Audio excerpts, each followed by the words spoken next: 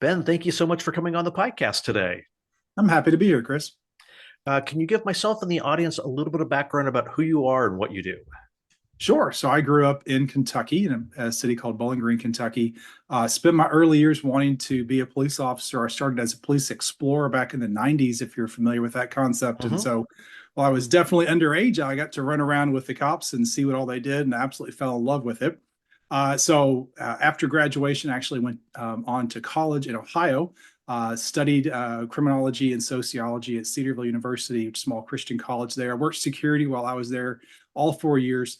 Got married my senior year, came back home. We're both from that area. Went into law enforcement in my hometown. Did that for about 6 years. Absolutely loved it. Got the honor to do crime scene investigations. So they sent me to the National Forensic Academy for 10 weeks, and we blew up cars and Nice. we took pictures, set things on fire. We got to go to the body farm that's well known at the University of Tennessee and all those fun things. Come back again, doing crime scene work and policing. Kind of felt a tug that there was a little bit more to what I could offer the field as a whole. I wanted to help people do a really good job being really good police officers. My dad is actually in education, so I was familiar with that concept. So I went back to school to the University of Louisville online for a master's program, and then eventually got in a full-time position there. Going back to get my PhD, which is quite a slog to get through that. And then while I was doing that, I started teaching also at the college level. So we moved to Louisville, Kentucky, and I began doing research and began going back to school and began teaching and all these changes at once. And that's kind of led me to where I am today, teaching at a university. Nice. Was there something specific that drew you to law enforcement? Usually there's, some people just like, oh, I really want to do this. And some people it's just, no, it's just always been in my blood. Well, it sounds so like cheap to say because everyone says it, but I really wanted to help people. That was certainly like I enjoy that aspect Hmm. of it. I think I enjoyed the fact that it was something different, and there was always a level you could get better at, right? So no Hmm. matter how well a case went, or whether you could get a confession out of somebody, you could always like do better. And so I think that's part of what I really enjoyed was kind of analyzing how things went, and could that help me to do a better job the next time around, and then I'll confess one of my favorite things about policing after I got into it was what I jokingly call like trespassing. So police officers get to go some really wild places. And, burglar alarms at a restaurant, you get to see the kitchen in the back, right? And houses that are under construction, or places that are closed off of the public where somebody's run into. And so I actually enjoyed kind of seeing behind the scenes of what you normally see, your average life. And I actually kind of found that fun too. I could totally, as a kid, I did some of those things on the opposite side of the equation, I suppose. Where can we go and not quite get into trouble, but go where we're probably not supposed to be as kids? Absolutely. The difference is in policing. I was paid to go to those places and it was like a lot of fun. So I thoroughly enjoyed it. It was funny that you mentioned crime scene investigation. I was the first and subsequently the last person to do a ride along with a crime scene investigator in the town that I grew up in.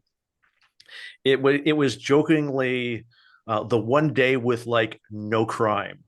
So like every call that was happening is like, oh hey, great, well I'll be able to take you here. We'll do fingerprints, and on the way it's like, oh no, not there. Okay, let's go here. Oh nope, there. Oh let's go here. Oh nope, not there. The whole day there was just nothing for a crime scene investigator to do, and they said, well that was a horrific waste of his time. We won't be doing that again. Well, it could have always gone the other direction and it could have been more than you were ready to handle. So That's you never that's know. true. That's true. I'm okay with the fact that it was uninteresting because it could have been interesting in a really bad way. So let's go on and talk about. So what is your kind of the specialty that you're researching? Yeah, so I'm a professor of criminal justice at Middle Tennessee State University. Been here since 2016. And what I found is I actually really enjoy doing research in addition to teaching. And I've gotten into some very interesting areas. A lot of it kind of is influenced by my background in policing and my desire and interest in actually preventing crime, rather than trying to understand the nuances and psychology of why people commit crime. I'm really curious, like, how do we prevent it from actually happening? And that has led to some interesting areas of study. So, two of the most popular are my research that I've done on people who steal metal, copper, air conditioners, catalytic converters, anything like that.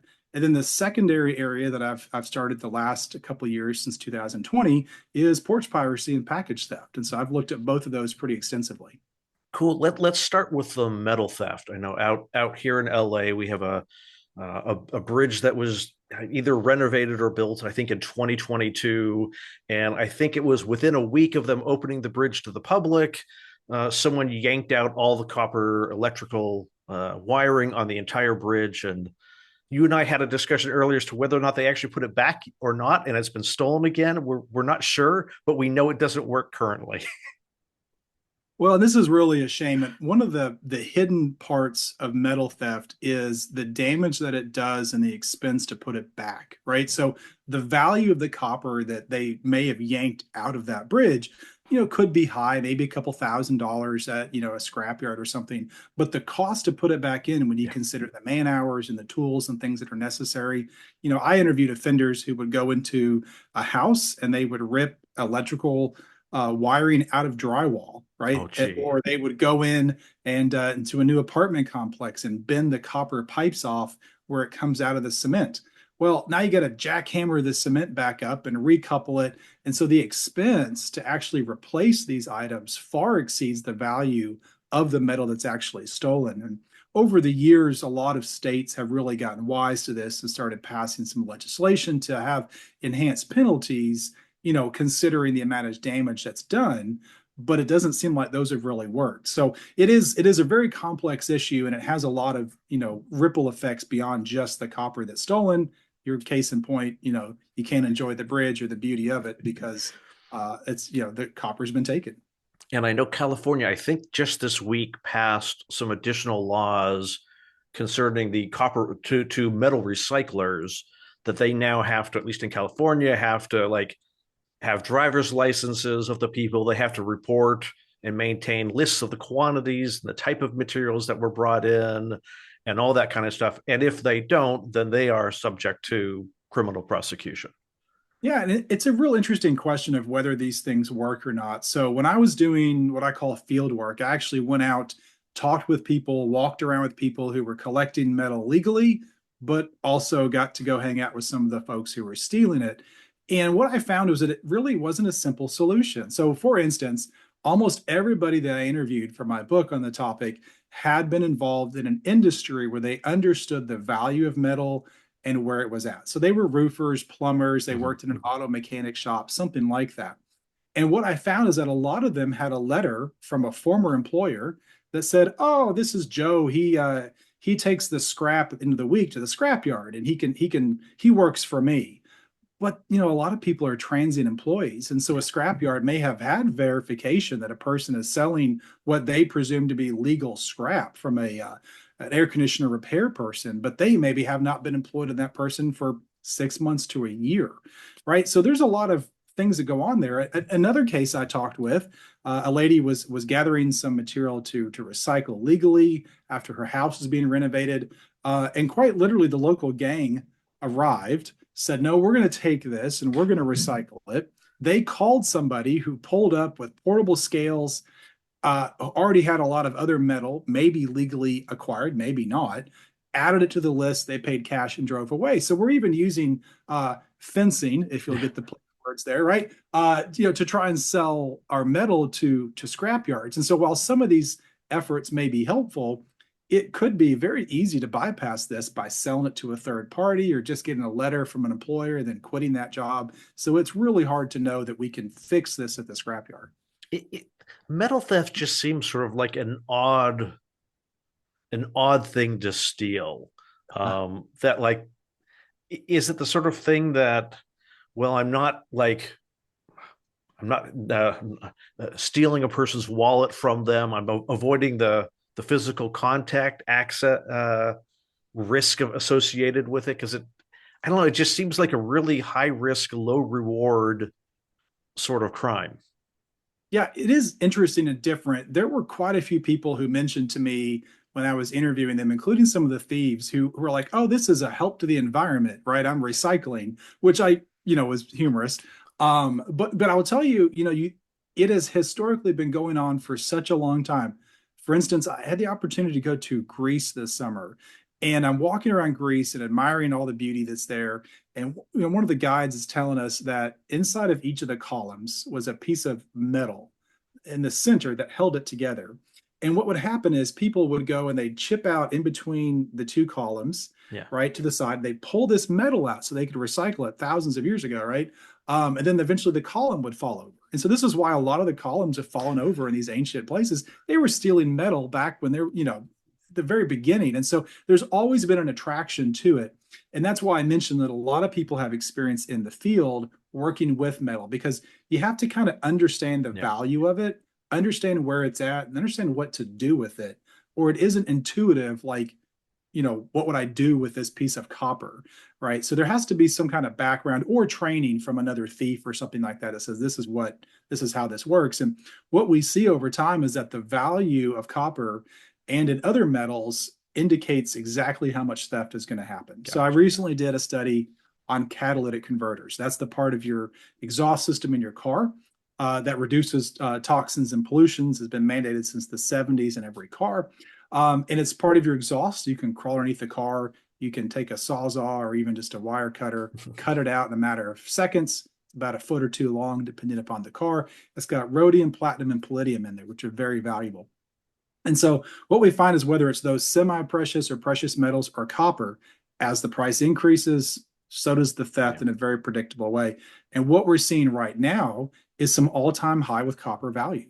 So copper is now valued higher than it was even around 2008 and 2013 and 12. And so we're seeing a resurgence of the theft. And I think anytime you see that value go up, you're going to see an Yeah. increase in the theft. With the people stealing wire from like copper wire from like street lights and things like that and construction sites, is it usually people that do have a background as an electrician, or has somebody just told them, here's how to do it so you don't kill yourself while you're stealing the wire? Yeah, well, that's a great question. When you're stealing what we call energized lines, Yeah. right? That's a risky business. I didn't have enough people stealing wire in particular to really answer that question. But just like I said, generally speaking, there's some familiarity, or like you pointed out, it could be somebody who knows about it, who taught somebody, who taught somebody. It's not rocket science, if you will, to go in and yank cables out. And so it is dangerous to do it when it's Yeah. electrified, certainly. But there's ways to kind of, counteract that as well. So is this just more of an issue of city planners and companies that design street lights just need to build these things differently? I mean, because you're usually trying to build it for ease of access. If something breaks, you want to be able to get in there. Are there kind of simple things that they could do, or is it more complex things that they have to do to make this infrastructure less vulnerable? Yeah, the answer to that question is both, right? So, I mean, there's certainly some small things that could be done to make it more difficult to access, but it's very complex and very difficult to try and deal with these issues. And so you've seen like buildings who might start putting air conditioner units on top of the Yeah. building, or they might build a cage around them. That's certainly helpful. Other air conditioners have moved from copper to a less valuable metal in the condensing coils. But again, you have to communicate that to a thief, Yeah. and the thief has to believe you, or they might just steal it anyway because they're not going to open it to check first. And so the answer is there probably are some fairly simple things that could be done on one hand. And on the other end of the spectrum, it's actually quite challenging, to really try and, prevent the variety of different forms of theft that are going on.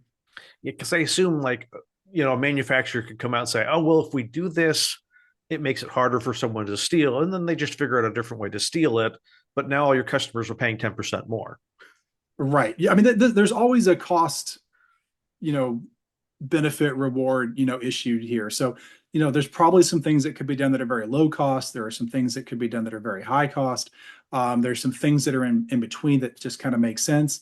Especially if you're in a place where you're repeatedly having, things stolen, there are solutions, specifically for electrical, utility poles and things like that. So there's a company called In Metal Theft that makes I call it an up armored door, Yeah. so the access panel where they would open it. And sometimes those things just pop off or screw off. Well, these are, lock and key so that the thief can't really get in there and yank the cable out. And especially in the situation in California, if you have an area that's getting hit over and over again or at a high risk, you can design and put things in place in areas where they're likely, to be stolen, and thereby reduce, your risk in those ways. Yeah. Put equipment where you need a cherry picker, or your access ports are requiring a cherry picker or a ladder to get to, as opposed to let me just sit down on the ground and open this thing up. Correct. Yeah, that's exactly right. Um, so uh, we'll transition over to package theft, because I was going to ask a question about cameras and copper theft, and I don't know that it makes sense. But package theft is, to me, just a really weird sort of crime. Does this have long origins, or is this thanks to Amazon? Well, I think it's a fairly new concept. Now, it's not to say that it didn't happen years ago, right? But I think it's a fairly new thing for mainly two reasons. I think that the increase in home delivery has just skyrocketed. Yeah. Um, and the value of packages and the things contained in them has also gone up. And I also think to some degree the social media awareness of this. Listen, this is low skill, potentially high reward, right? Yeah. You mentioned earlier, the risk of you're not going inside someone's house, right? You don't have to have any skills like you would to cut off a catalytic converter. You don't have to know where to take it, like to a scrapyard. I mean, it's literally you walk by a house, you take a package, and you walk away. It's the easiest crime that there probably is. And so I think the ease of it, the high volume of packages, and the increased price has just led to this massive amount of package theft. And it is certainly an issue that affects, I like to say this, I think it's probably true. There's not great data. This may be the most common crime in America, right, at this point. And there potentially more people have been victims of this than probably almost any other category of crime, because burglary is still fairly Yeah. rare, if you will, right? Robbery is very rare, thankfully. But package theft, I bet a majority of your listeners have had a package stolen. So it's a real issue. I'm trying to think if I've ever. I don't think I think I've been fortunate enough, particularly probably because I work from home, that when a package shows up, I'm at the door and grab it before that someone else can grab it. Yeah, well, you would think that would be the case. So I started doing this research before COVID, right before COVID. And during COVID, we saw an increase of this. And that's what everyone said. Well, we're all at home. And I said, wait a second. We're all at home, but we're busy, Yeah. right? So, I can see my front porch in my office. But if I'm busy, like I am right now, and a package is delivered, I might forget, because that routine, if I arrive home, I go outside, I get the package, I check the mail, my routine's off, right? So it's entirely possible that even when we're home, unless you're Yeah. diligent like you are, we may leave a package even for longer on the porch than if we were coming in and out on a regular basis. So it really has a lot to do with our routine activities and the behavior that we have on a daily basis. Are there particular patterns to when packages are stolen? Are they following the drivers around and waiting until they go around the corner? Are they waiting till the middle of the night? Or is it just totally random? They drive through the neighborhood and jump out and go grab a package. I'm going to say again, yes to all of that, right? So this is a very nuanced, very unique crime. There are certainly patterns that seem very organized, right? Where, a thief knows when you're going to get your phone delivered to your house, gets updates by, spoofing digital numbers and by looking at tracking numbers. And as soon as the delivery person drops it off, they walk up and take it before you Yeah. can open your door. Very sophisticated, highly organized. At the other end of the spectrum is maybe the young high school kid who's walking home from class and goes, oh, those look like a pair of Nikes, I'm just going to take those, right? So it completely goes the spectrum. I've certainly seen people who are following delivery drivers that have been caught Yeah. on video. I've seen people who are dressing like delivery personnel. Some of the videos I looked at early on, someone would come up with like a clipboard and like a fake or an empty box, Yeah. and they'd act like they were knocking on the door. They'd look around, they'd take the package, they'd leave the fake box, and they'd run away. Right. So it really is absolutely everything on the spectrum you can think of, including, I'll just add this one because it's interesting. I did a survey recently of people who stole packages, right? Believe it or not, people answer these surveys online. And, there was more than a couple who told me that they do it for revenge, in particular for not tipping delivery personnel. Quite a few Okay. people say, "Well, I didn't get my tip, so I took their package." Right? So, I mean, or another one said, "Well, my neighbor's kids are loud, so I stole their package." So, I mean, it really kind of runs the gamut, if you will, of everything from highly organized, highly structured, very skilled to do that technically, to literally, I'm angry at you, so I'm going to take your package. I've definitely observed odd patterns in my neighborhood. Uh, During COVID, my wife and I would do our walks a couple of times a day, and there's a house in the neighborhood that we always called the Amazon house because there was always a stack of packages outside their front door. And most people are pretty good about within an hour or a couple hours or within a day their package would they would bring it in. This house, the boxes would sit outside for like a week before they would disappear. And we always thought it was unusual of like, you stole my neighbor's package, but here's all these boxes by the front door and they've been there for 2 weeks and you haven't touched those ones. Like, do you think it's bait? Like, Well, so the constant question I get is, did I have I ever done any bait packages? And the answer is no, I've not. But I think because that's what people see, right, online, I wonder if people, in other words, if someone, so this would tell me, for example, if you have a neighborhood and you've had packages stolen, but not from that house, yeah. that would lead me putting my police hat back on to say it's probably someone who lives in your neighborhood who goes, there's too many packages being left there for that to be random. I better not because it could be a bait house, right? That would be my initial reaction. It could be wrong, or maybe they just think it's too good of a thing, it can't be that good and just pass it up either. So it's hard to say why they would not stop there. And do things like anecdotally, I would think that things like ring doorbells and cameras in the homes would prevent or reduce package thefts. Does it actually do that? Well, that seems to be the way that it's sold to us, right? Is that cameras are going to prevent things. The problem is we have more cameras now than we ever had in our entire history of anything, and it doesn't seem to be having a lot of effect. So the first time I ever researched package theft, I had a brilliant undergraduate student named Melody Hicks come in my office, and she'd had a relative had a package stolen. And we were discussing this, and I said, well, let's look this up. And come to find out that no one had ever researched this topic. It was kind of a new thing, it was around 2019. So I like to say I did what any self respecting criminologist did when they can't find an answer to a question. I watched YouTube Yeah. videos. So I basically started searching in 2019. We found about 70 YouTube videos of the crime in action, if you will, and started evaluating what was going on during these videos. Well, it's a slightly biased sample because I don't include it if it wasn't caught on camera.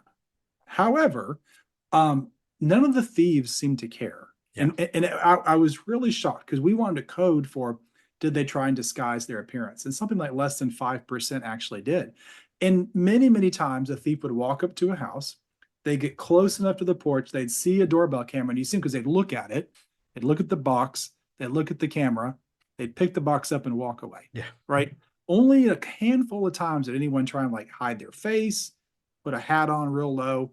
Um, and I think the reality is people are fairly intuitive and know that like the odds of there being a camera, then the odds that it's going to be recorded, then the odds that you're going to give it to the police, that the police can figure out who you are Yeah. on the camera if it's of sufficient quality, all those things together, it just isn't going to happen.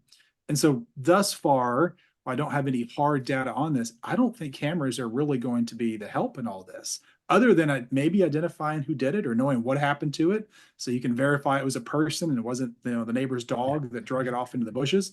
And occasionally provide a humorous video of someone who falls and breaks their leg or something. But I don't see a lot of utility in the prevention on the camera side. Yeah, because it was one of my neighbors. She lives at the end of the alley. She has a ring doorbell. The neighbor across the alley has a doorbell, and I'm up partway down the alley, and I've got cameras on my house. And so we got the license plate, like between the three houses, we got the license plates, the license plate of the vehicle pulling in, The guy who stole the package looked at everybody's camera, like straight at the camera. And you know, sure, Ring doorbell cameras aren't that good, but I had like a 4K camera, and he looks right at the camera. They don't run; they just walked, got back in the car, drove off, and stole $20 of toilet paper or something. You know, it was something. It was totally worthless in that sense. They're like that, and in the middle of the day. Right. So one of the important things that we need to remember when we talk about how to prevent crime is there's three things, and I've adopted this from an organization called the Loss Prevention Research Council that really specializes in these types of things. They have a saying, they call it see, get, and fear. So a criminal or a would-be thief has to see the deterrence, has to get it, as in they have to understand it, and they have to fear that there's a consequence attached to it. And I think cameras are so common and ubiquitous in our society that they see it, they get that it's a camera, but Yeah, they don't fear it, right? Because they know that, like, this isn't really going to, catch me. No one's really going to care. And then let's be honest, let's just take it a step further, because I get lots of phone calls when states say this is now a felony, right? yeah, Um, we can barely keep anybody locked up who's assaulted someone. So the idea that we're going to, call someone stealing a pack of athletic socks and make it a felony and they're going to actually spend time in jail. I mean, let's be honest with ourselves and our society. It's just not going to happen, yeah. right? So the question really becomes then, are there techniques and devices that a criminal would see, that they would understand it, and they would fear it? And I think the answer is yes to some of these in a package theft perspective. So what does the responsible homeowner who doesn't want their toilet paper being stolen do? Yeah, well, there's a couple of free, easy things to do, right? Amazon's allowing you to kind of schedule, at least they were allowing you Yeah, to kind of schedule delivery windows. The goal is to be home and to remove it from the porch as quickly as you can. Generally speaking, beyond the highly organized thieves that I talked about earlier, this is a crime of opportunity, right? And so if the longer a package is there, and in particular in my research, I demonstrated the closer it is to the roadway, the yeah, more likely you are to be a theft, right? So that's all about opportunity. So if you can receive it when you get it, that's better. If it can go even inside the mailbox, that's better than sitting on your front porch. If you can have something on your front porch, like a plant or a bench or something where you can hide the package behind it, that's fantastic too. Failing that, you can have it delivered to maybe a neighbor or a family or friend who is home. There are other options where you can pick up at lockers or at a local store. And those all tend to be usually free or about free. If you have a lot of packages delivered and you're at high risk, you can certainly get a home parcel like locker yeah. system. And I've had one of these on my porch for years, by a company called Adorn, and they make a nice looking box, right, that you can attach to your house, that would receive packages and keeps them safe from those who might steal them. Now, again, the key here is the would-be thief doesn't see that it's there, Yeah. right, for the most part, and so that's really helpful. Now, if you want to really look at this again, we go back to our see, our get, and our fear. Um, there's a company called Zflow Technology that has a very small device, and it's a one-time use kind of GPS tracking system, and it can be attached to the outside of a box, Mm-hmm. right, in the shipping system. And the beauty behind this is once it gets delivered to your address, it arms itself. And if it's moved or taken outside of the geofence area before the owner disarms it, it sets off an audible alarm and Mm. flashes a light. And on the outside of it says, theft deterrent package, no package theft. So again, this is something that an offender would see. They would get it and they would fear it because there's a risk in it, right? Because they know that not only will it set off an audible alarm, neighbors are going to come out and see me. Yeah. It'll track them if they run off with it, right? So there is a product that is getting at all three of those things, and not only does it prevent theft, it's helpful to know when your delivery gets, Yeah. arrives at your door, how far away it is. So there are solutions coming online that will really change this. Ultimately, Chris, I tell people that we really have to rethink the front porch, Yeah. right? The front porch is now the center of commerce for pretty much everything. We still go to stores, but not as much as we used to. But we still build porches and have porches the same way we have for a long time. Just like we used to have a coal chute back when we had coal furnaces in our basements and the coal truck would come and deliver it to our basement, or around that time, we had little cutouts in our walls so we could exchange milk bottles when the milkman would come. We got to rethink our house, right? How are we building these things to receive packages? Because I don't think that's going to stop anytime soon. So we got to think from the beginning. In the meantime, there's a lot of things that we can do. So what would the change to a porch be that would reduce package theft? Kind of like an S turn to get to the front door, or space that is just obscured from the street? Yeah, that's certainly an easy thing to do. And like I said, you can do that today. Just putting, I've seen videos. I've not done this myself because I said I had the lockable box in my front porch, but even just an empty box that looks like it would, not a cardboard box, but like a decorative box Yeah. or something like that. Even if there's no lid to it, and just on the inside on the front edge, when someone would walk up to deliver a package, it just has an arrow that says "Put package here." Right? It keeps it not visible from the street. Now Yeah. you can build that in as part of the structure. You can add that later. I've seen new designs, and again, these are still coming online, where basically there's like instead of there's like a two doors, right? Not your main door, but there's a side door, and from the outside you can open it up, and it's got like a small closet, maybe like 2 foot by 2 foot, and then on the inside is another door, and so you can't open both doors at the same time, but it allows the delivery driver to basically kind of deliver inside your Yeah. house, right? And then you can come home and open the inside door, and get that out. So I think we're seeing some designs with those types of concepts coming online, which should be very helpful as well. I guess the have Amazon have access to your garage door plan didn't actually pan out well for that. Yeah, I remember when that was, being advertised, and I just I wasn't sure that would work. I know I would not have allowed. I didn't want that. Nor do I want someone opening my front door and putting a package inside either. And Yeah. I've wondered, like, the liability when the dog right escapes, or you don't lock it back or something. There was a company, I don't know if it's still in existence, called Frame, and they had a design where an Amazon or someone could pull up to your car, and it would allow them to open the trunk, and they could put a package in your trunk. I actually thought that was a pretty good idea, because I would let someone get in my trunk most days, right? And Yeah. especially the concept was you could deliver it wherever you're at, right? So if I'm at work in the parking lot, by the time I get home, the packages were delivered at work, and I can go along my business. But there's lots of creative ways. It's just getting that switch right from what we're used to what needs to occur to make us safe.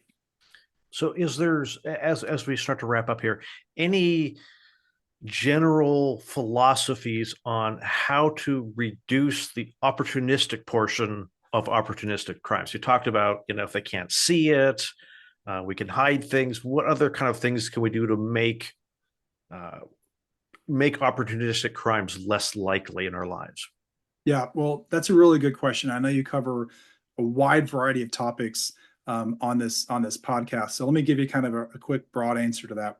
I generally refer to myself as what's called environmental criminology, and the concept there is it's not really about pollution, which is what it might sound like. It's more about how do we structure an environment, primarily the built environment, cars, houses, buildings, to be less opportunistic for crime, right? I would rather prevent a crime than have to worry about arresting someone and Yeah. dealing with that whole process. I'd rather just not have the opportunity. So the question is, to your point, is how do we do that? Well, one thing that I've learned both from studying and from actually application is that when we're looking at crime prevention, it needs to be very specific. So the question of can we reduce opportunity? Well, the question is absolutely, but opportunity for what? Yeah. So I'll give you a quick headway. I have a paper coming out here in another month or so. We looked at metal theft in the city of Louisville, Kentucky. And what we found is across 5 different types of metal theft, like the wires you were talking about, as opposed to air conditioners, as opposed to sewer grates, as opposed to catalytic converters, et cetera, when those thefts occurred and where those thefts occurred varied drastically. So if we just look at even metal theft or package theft and say, well, what can we do broadly? We're going to probably miss the mark. Yeah. What we really want to do is say, okay, package theft in a residential neighborhood, right? Where the houses are 50 feet from the home, the streets are 50 feet from the home, with this much foot traffic. What should we do? As opposed to how do we reduce opportunity in a high rise apartment complex, right? Yeah. So the goal that I always want people to think about be very, very specific in your crime prevention and opportunity reduction strategies. That's where you get the success, right? And that's why it's really important to have folks who will research these things, think deeply about them, as I've tried to do, and then be very specific about how we prevent that. Now, some things are going to be more universal than other things, right? There's no doubt about that. Like locks are generally good on most home, but locks only keep your neighbors out. I mean, I used Yeah. to say that when I was a cop, and I'll still say it today. So being very specific about what you're doing and where is really the key to reducing the opportunity. So it's very issue specific. Correct. Absolutely. And that's going to change too. Like if you're in California, that might be different. I'm in Tennessee and might be different from Vermont, right? So it's issue, it's location, it's type of crime. It's very specific and driven to the environment in which it's happening. I like it. I like that response and I don't like that response. I don't like it because I can't do it. Like I have to, it requires me to think more about what are my risks and how do I reduce each of the specific risks as opposed to, well, just, put up a camera because that'll fix everything. Right. And those things rarely do, right? Like that's I guess that's the message I try and get across that, a one size fits all for a broad category crime isn't going to really move the needle. Now, again, if you don't leave your bicycle laying in the front yard, it's less likely to get stolen. Yeah. But that still doesn't answer the question of, well, what if it's behind my house and there's an alley, right? And people can walk up and down and see it. So, every type of crime or theft or even personal violence, your risk for being assaulted when you're at a bar is drastically different than when you're at a sports game, which is still wildly different if you're at the public library. And so, understanding the risk specific to when and where you're at and what the risks are, and then applying behavioral, processes to put yourself in a more safe space or a more safe environment is absolutely key to everything we do. We don't want people walking around thinking, well, I'm going to be assaulted when there's much less likely for that as opposed to a theft, for Yeah. example. So understanding risk, understanding where you're at, who you're around, how you can protect yourself, those are absolutely essential. And I suppose a lot of police departments probably publish relative crime statistics about certain types of crimes, or if we're seeing a trend increasing in this area, then you can go, okay, that's what I need to be focusing on preventing. And how do I prevent that specific crime from happening to me or my family? Yeah, no, you're correct. A lot of departments are moving to publish their information online, especially. So I have my students do this just a couple weeks ago. They looked at an online portal for crime statistics and where they lived.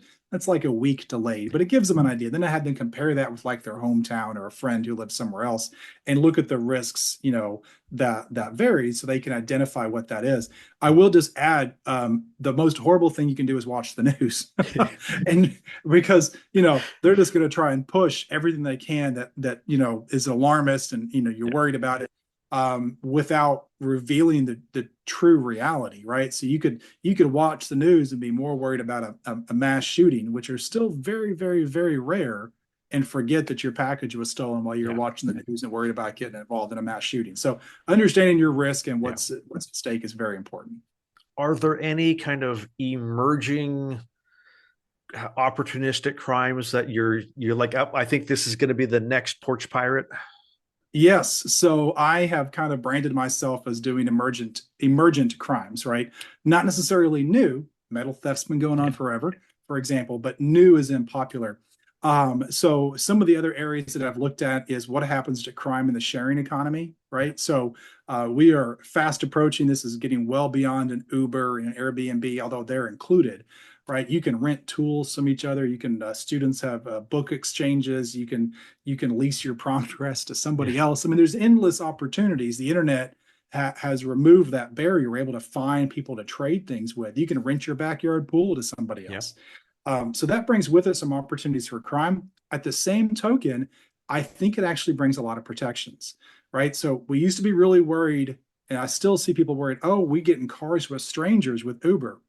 Well, yes and no, because there's a guardian, that would be the company Uber, who knows who I am, more than likely, and the driver, Yeah. almost certainly, and they're monitoring our behavior, right? When I used to, years ago getting a taxi, you didn't know who your driver was. You didn't know if it was a real taxi, Yeah. probably. I mean, maybe they had the sticker somewhere. So digitally now we have what I call digital guardians who are able to kind of oversee and make sure we're doing something. Same idea with a tool. If I borrow a neighbor's tool through an app, I've signed a contract saying I'll give it back in this date, Yeah. as opposed to I borrow a hammer from a neighbor and I just never bring it back, right? And then there's all kinds of issues about, was it a criminal offense? Is it a contract violation? So the sharing economy is going to be huge. It's going to change everything about how we interact with people, and it's going to totally change crime. Another area that I've looked at, I recently published a paper on, is pet theft. Yeah. Right. So this is like a growing issue, especially in California. People are stealing dogs and they're holding them for ransom and they're doing all these types of things. I have another paper I'm working on, also a California data set.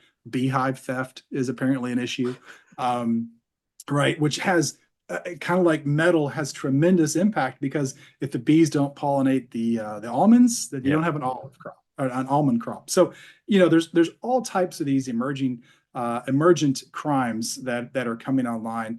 And the challenge is we don't keep good records of them, so we don't know how they're happening. Most of these don't involve calling the police, right? Yeah. And so they're new and emerging. I like solving hard problems, and so I find myself attracted to those types of crimes. I like it. If people want to read your research as it gets published, where can they find that? I do a decent job of keeping up with my website. That's just my name, benstickle.com. You can visit that, and a lot of my stuff is on there. There's ways to contact me if you'd like to chat about something. I try to give links to free articles. You'll see I try very hard to publish a scholarly paper and then also publish something that's free to access and free to read. But most of the links, if you go there, benstickle.com, you should be able to find most of my work. Great. Ben, thank you so much for coming on the podcast today. It's been a pleasure. Thank you, Chris.